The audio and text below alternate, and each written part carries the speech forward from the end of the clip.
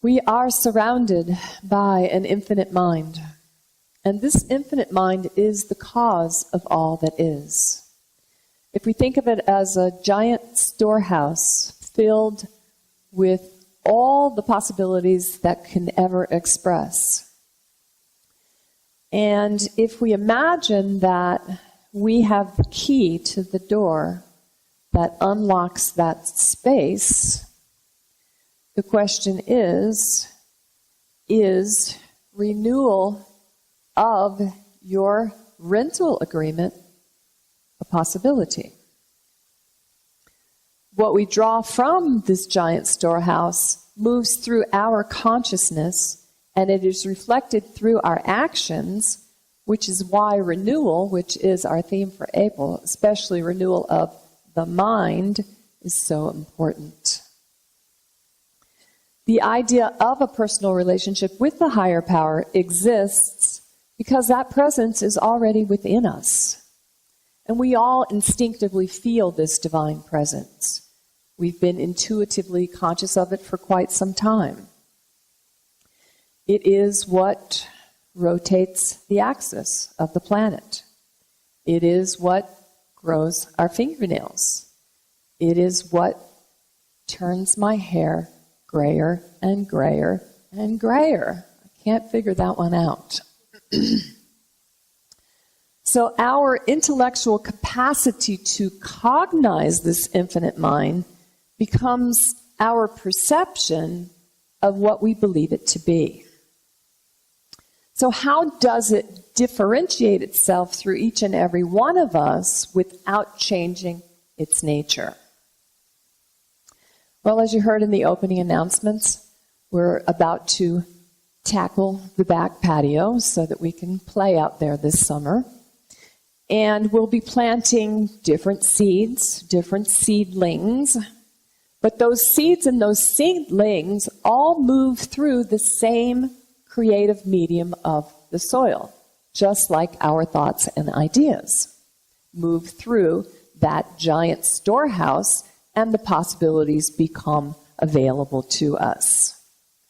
So everything and everyone has within it the capacity to bloom, as long as we are loved and supported and watered and fertilized. And Dr. Holmes tells us in Can We Talk to God that if we sit down with yourself, for there is a self within you that is real. No one can ever enter here but yourself, for it is you. So who is it that you are going to draw from that giant storehouse of possibility? It is through the universal language of spiritual emotion that a direct revelation of spirit moves through us. Some call it a hunch, some call it a vision, some call it a dream.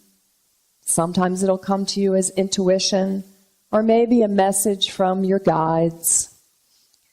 It is through that commonality that it experiences itself by means of us. So when we look to our animal guides or our angels, or even our brothers and sisters for guidance, it's important to really go within and let that information percolate so that you can understand who you truly are when you reflect back to the world around you. So become receptive. Allow those ideas to percolate. The only God we can really know is the one that we allow to move through our conscious awareness. And when we communicate with this indwelling presence based upon what we imagine it to be, sometimes we get stuck in reverse, which is the title of my talk this morning. And when that happens, we get to meet our real idea of spirit, live and in person. As some of you know, after my mama passed, I was pretty fragile, and I had gone back to the cabin in Lake Lure, and I decided that it was time for me to go out And I had to really push myself to do that. And I was driving Mama's car, which was a 4-door sedan. And most of you know I have that little small thing that's parked out front. So it wasn't really conscious of the size of the car. I went down to Chimney Rock, and when I pulled into the parking place, I pulled in just a little bit too far. I hit the curb, and I put the car in reverse and tried to back up, and I literally got stuck in reverse. The alarms were ringing. The car died totally. So I got out my cell phone, and of course, because I was in Chimney Rock, there was no cell reception. So all kinds of colorful words moved through me in that moment. And the cabin in Lake Lure is really off the grid. Cars do not go by there at all. So then there was that question of, how do I get home?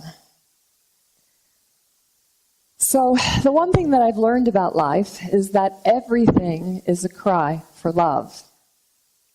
And if we can recognize it as such, we can respond accordingly. So we have an expression in this teaching that goes like this: treat and move your feet, which means, of course, pray and take action. So as a good religious scientist, the first thing I did was pray. And Dr. Holmes tells us in Can We Talk to God that when the universal mind flows through the individual, it comes to the surface of the conscious mind as an actual experience. So I moved my feet over to the first little store, and the merchant loaned me her cell phone. I called AAA, and guess what? The tow truck showed up. So the next question was, how do I get home? So the second thing we do as religious scientists is to affirm the possibility of something happening. So let's affirm together. Every relationship I encounter is loving and supportive. And so based on that affirmation, I stuck out my thumb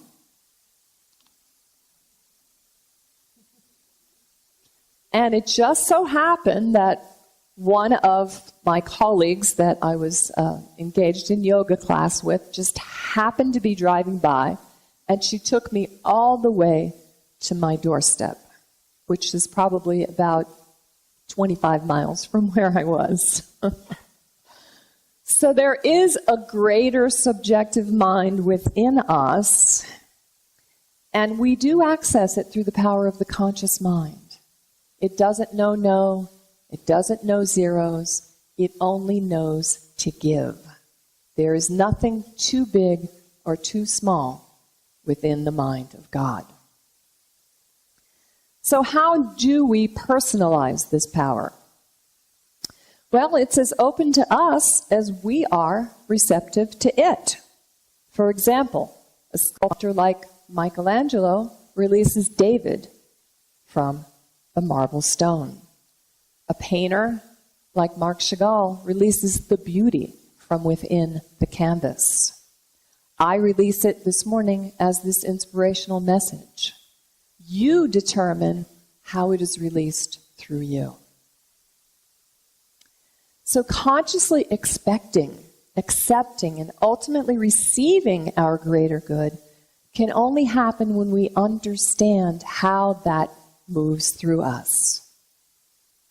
Everything in the universe is on purpose. So what we need to do is just really get our bloated nothingness out of the way and allow that divine wisdom to flow through us. And Ricky Beebe sings about this so wonderfully, doesn't she? I stand for you, and here I'll abide, as you show me all that I must do. So we access this infinite potential through the power of our own mind. If we surround ourselves with beauty, we become beautiful. If we surround ourselves with love, we become lovable. If we are surrounded with ideas of poverty, sickness, or discomfort of any way, that's what happens around us as well. Dr. Holmes tells us the infinite wisdom becomes human knowledge in such degree as the human furnishes a channel through which it may flow. And that flow comes from the universal ideas of spirit through the individual use that we make of it. As many of you know, we have just finished remodeling the bathrooms. And when I was rolling the walls, there are some faucets that come out of the wall, and there were labels on them, and I thought, well, I don't really know what this is about, but I better remember it as I'm painting over what it says it's supposed to be. So I just thought, well, water below, air above. Now, someone who's a handyman would go in there and know exactly what those faucets are for. The architect who drew up the plans for this sacred space probably knows even more where the pipes are, where they come from, and how that's all connected. So accessing that infinite intelligence comes through our receptivity and our openness to the information. The Great Spirit corresponds to our belief and our receptivity. And this is what is fundamental to the understanding of science of mind. There is a power for good greater than we are, and we can use it. I don't care what you call it, God, Buddha, Allah, divine mind, but I do care that you call it, because when you call it, it moves into action through you. So let's affirm together, I am more than I have been. I am more than I will be. I am more than I am. Our inner self is in constant contact with our outer self. And if we approach it directly through our own consciousness, affirming that there is a power and a presence that knows what to do and knows how to do it, and we sense and we feel it and we really embody it, all we have to do is watch the miracles unfold around us. Dr. Holmes tells us when you impress your thought upon it, it is its nature to take that thought and execute it exactly as you think it. So the possibility of human evolution works through our imagination. And when I'm looking for inspiration, I always turn towards Mother Nature. And this past Monday, I hiked up to the peak at Boca Negra Canyon to check out the petroglyphs and the awesome view of the valley below. And while I was there, I found a protected enclave, and I planted a crystal, and I sat down to meditate, and I heard the cawing of a crow. And whenever you hear that sound, that means that the magic of creation is about to unfold. So look to the animals for inspiration. Look to your brothers and sisters around you for inspiration. Go within to find out whether that is indeed your message. And I'd like to close with a story from Can We Talk to God, entitled The Cement Truck. A newspaper report demonstrates this in the story of an elderly man who was poor in resources but rich in spirit. The sidewalk in front of his humble home was crumbling and no longer safe. However, he had no apparent means to replace it. Avoiding despair and drawing upon his spiritual riches, this man held his private talk with God, boldly declaring that it was high time for an answer. Following this prayer, he had his grandchildren haul away the broken concrete, and he used some old boards that were laying around to build new forms for a walkway. Then he declared, God, I've done my part. About 10 days later, a truck full of cement drove down his street and tried to turn at his corner. but the truck was going too fast and overturned. The workers had to offload the cement quickly before it hardened inside the truck. The elderly man simply stepped onto his porch, pointed to the forms, and shouted, "You can put that cement in here. Thank you, God." So there is a power in the universe that is greater than we are. And renewal is about preparing the mind to receive that greater good. Through affirmations, prayer, creative visualization, communing with Mother Nature, whatever works for you. Start building some new forms in your mind and your heart, and expand the borders of your imagination. Envision a new pathway with the deep assurance that in perfect ways you might not even be able to entertain, the Great Spirit can and will fulfill your every desire. Are you ready to receive? Thank you, and namaste.